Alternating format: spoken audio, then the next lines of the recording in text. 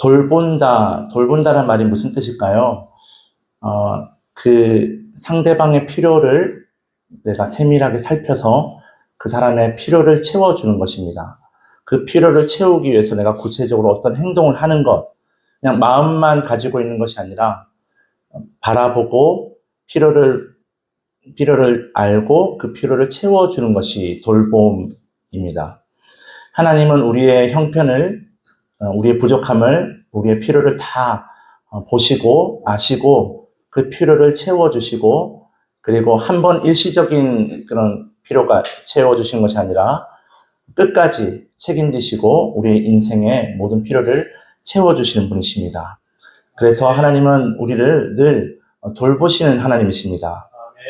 하나님이 나의 기도에 응답해 주실 때에, 또 우리 삶 속에서 내 힘으로 해결할 수 없는 그 문제를 만났을 때에 하나님께서 기적적인 방법으로 그것을 해결해 주실 때에, 그때마다 우리는 하나님께서 나를 돌보시는구나, 하나님이 나를 사랑하시는구나 느끼게 되죠.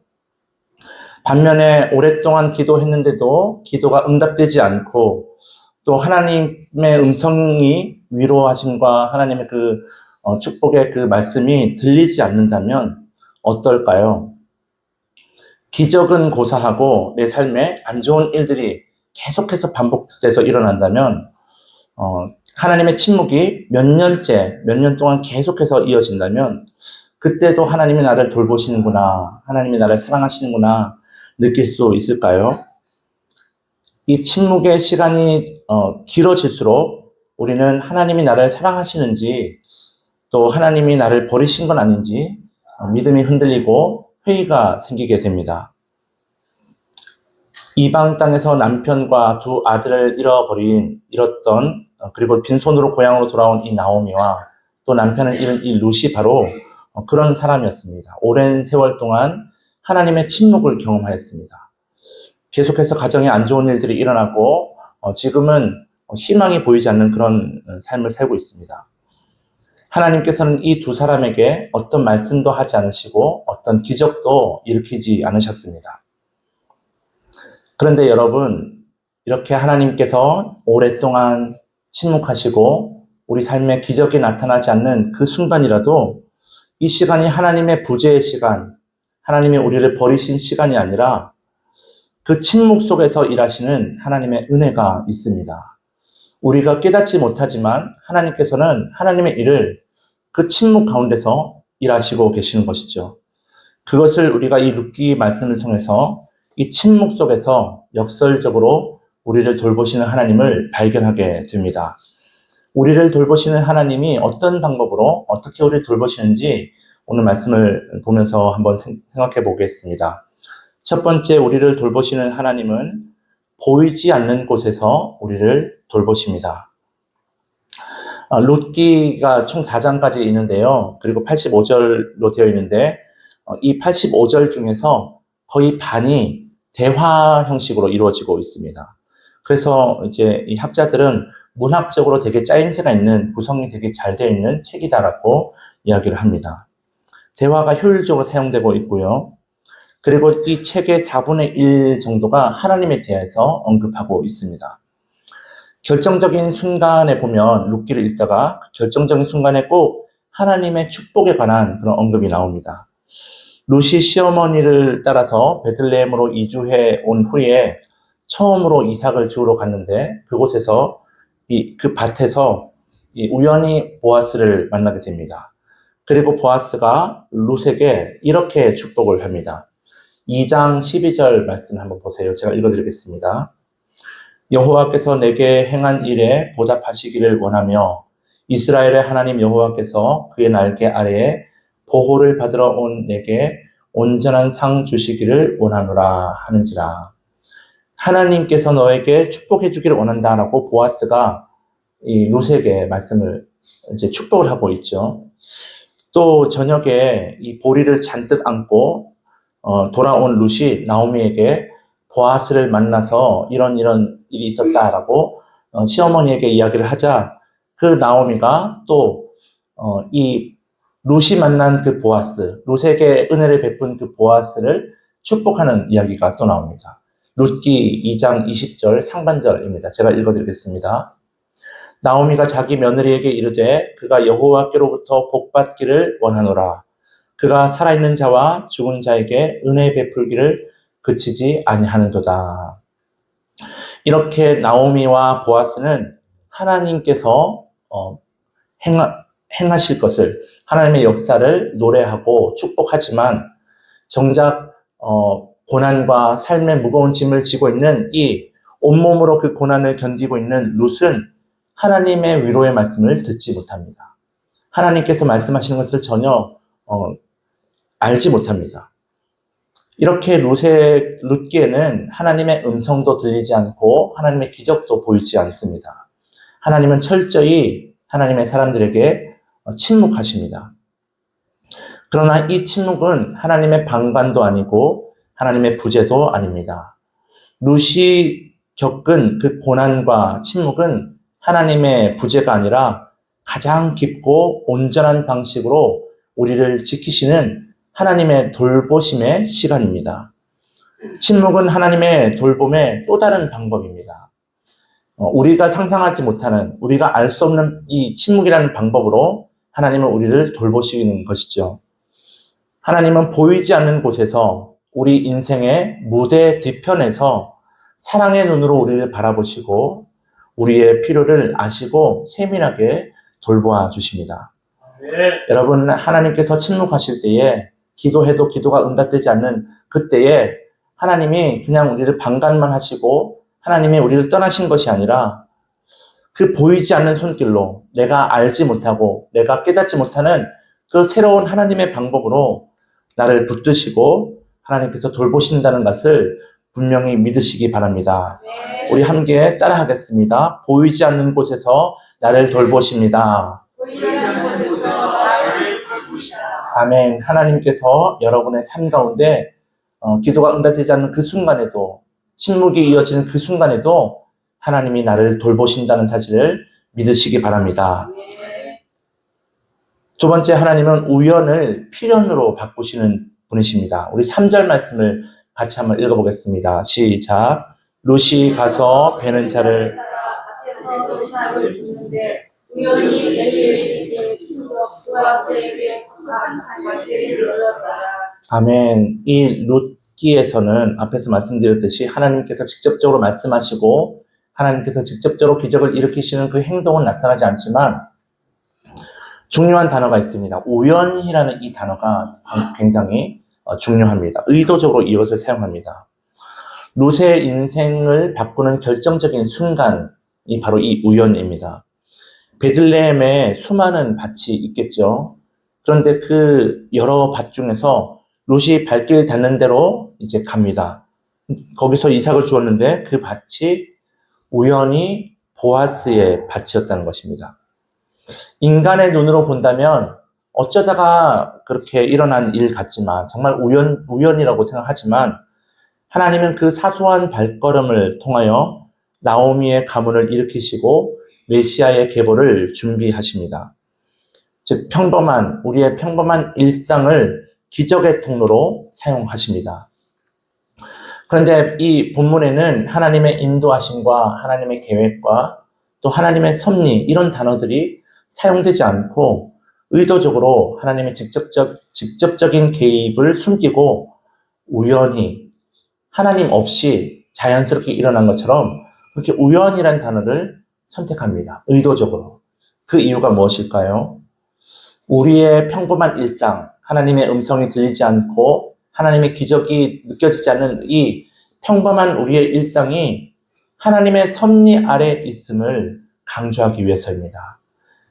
아침에 일어나서 식사하고 또 일하러 가고 또 저녁에 집에 오고 이런 반복되는 이 하루의 일상이 아무것도 일어나지 않는 것 같지만 하나님께서 우리에게 말씀하지 않는 그런 일상이라고 할지라도 그 가운데 하나님의 섭리가 있다는 것이죠.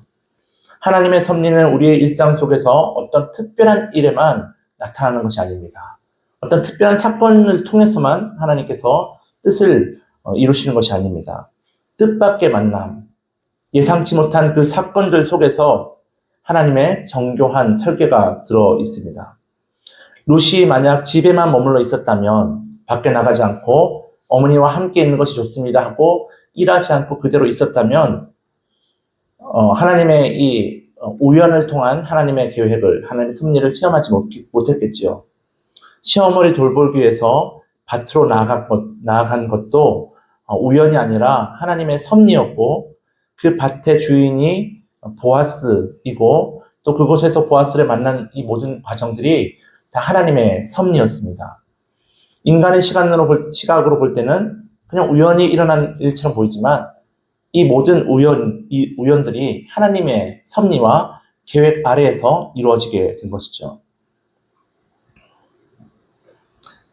밭에 나갈 수 있도록 마음을 움직이시고 보아스의 밭으로 걸음을 인도하시는 분은 하나님이십니다. 이렇게 하나님은 룻의 발걸음을 우연에서 필연으로 바꾸셨습니다. 세상 사람들은 운이 좋다라는 말을 자주 하지만 하나님 나라에는, 하나님의 일에는 우연이 없습니다. 내가 이 세상에 태어난 것도 우연이 아니고, 우리 가족을 만난 것도, 부모님과 또 형제와 또 자녀들을 만나는 것도 우연이 아닙니다. 모두 하나님의 섭리로 인해서 이루어지게 된 것입니다. 저는 가끔 이런 생각을 합니다. 제가 어떻게 이 성산중앙교에 오게 되었을까? 돌이켜보니까 제가 그동안 사역했던 그 교회 부교육자 생활을 하면서 또 지금까지 오는 이 과정들을 보니까 이게 다 필연이구나. 하나님의 섭리로 이곳까지 인도하셨구나. 부족한 자를 통해서 하나님의 영광을 더 나타내시기 위해서 이곳으로 인도하셨구나라는 것을 발견하게 되었습니다. 여러분과 함께 지금 이곳에서 오늘 이 3월 셋째 주일에 예배를 드린 것도 우연이 아니라 하나님의 필연입니다. 하나님의 섭리로 우리가 함께 모여서 예배드리고 있는 것이죠. 그러므로 여러분, 우리의 우연을 하나님의 거룩한 필연으로 바꾸시는 그 하나님의 섭리를 믿으시고 오늘 나에게 주어진 하루를 룻처럼 성실하게 묵묵히 주님과 함께 걸어가시는 저와 여러분 되시기 바랍니다. 함께 따라하겠습니다. 나의 우연은 하나님의 필연입니다. 우리의 모든 일상이 우연이 아니라 하나님의 필연이며 섭리임을 믿으시기 바랍니다. 마지막으로 하나님은 사람을 통하여 위로하시는 분이십니다.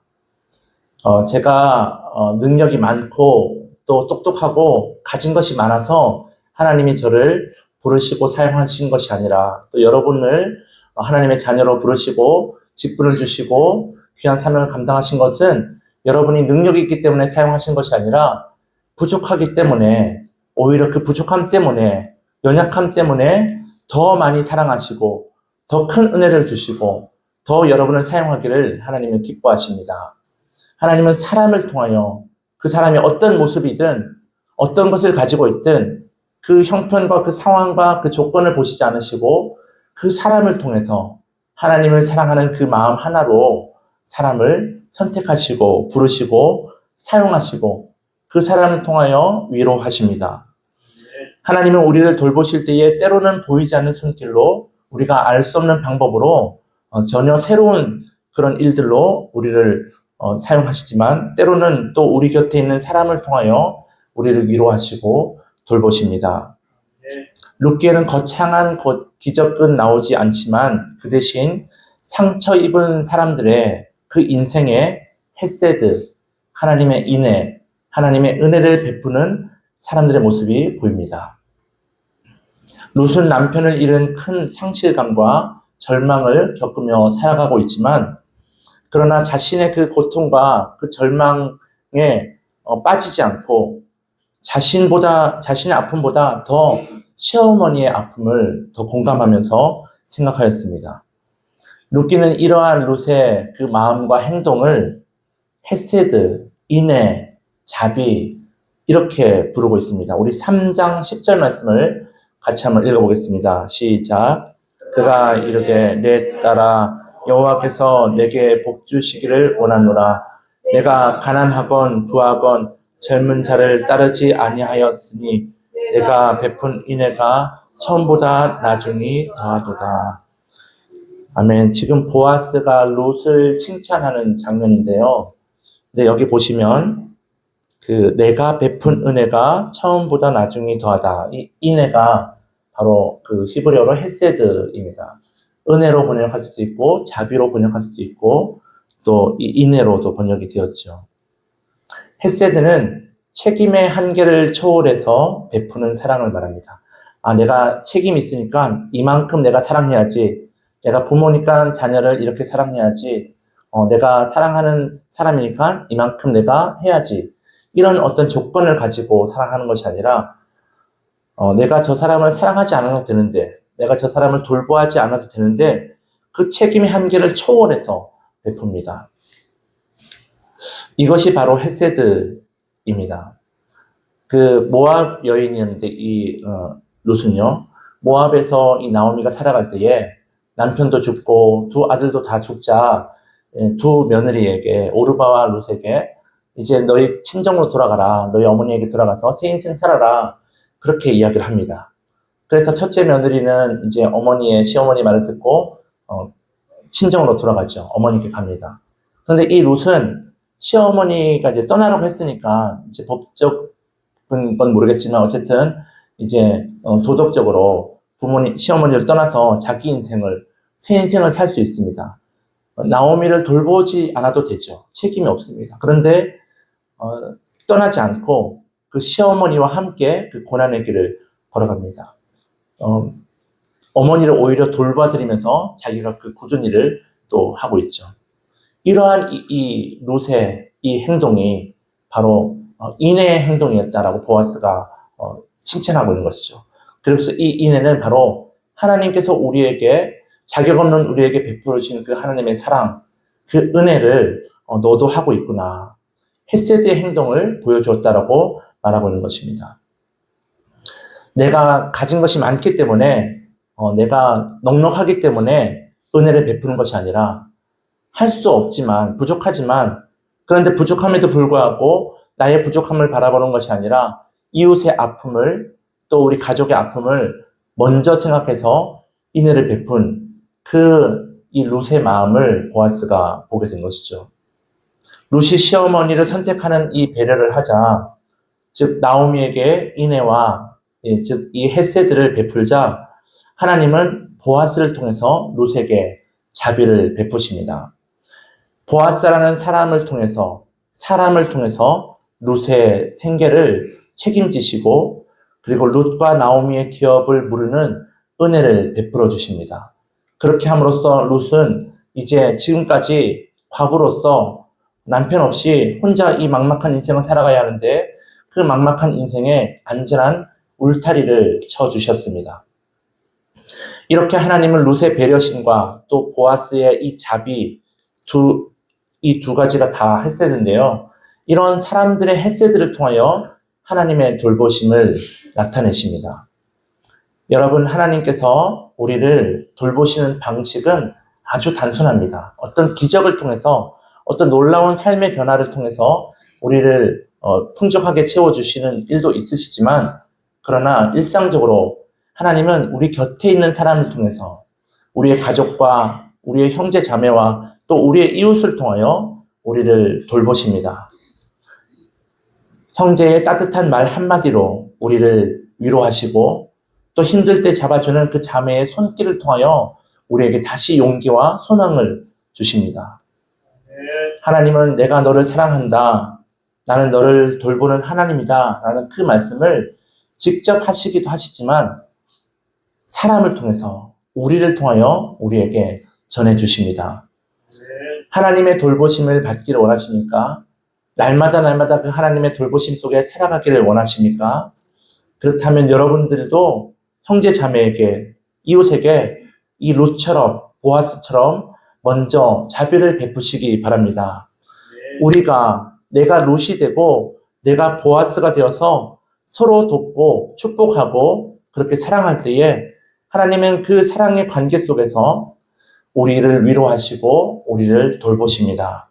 우리 함께 따라하겠습니다. 하나님은 사람을 통해 위로하십니다. 하나님은 사람을 통해 위로하십니다.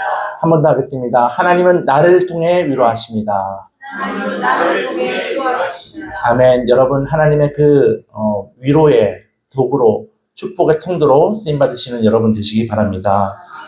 말씀을 정리합니다. 여러분, 하나님의 침묵이 오래될수록 기도가 응답되지 않아서 믿음이 흔들리시고 또 회의가 드십니까? 하나님의 침묵은 하나님의 부재가 아니라 하나님의 또 다른 우리가 알 수 없는 또 다른 돌봄의 방식임을 기억하시기 바랍니다. 하나님은 보이지 않는 곳에서 무대 뒤편에서 우리를 돌보시는 분이십니다.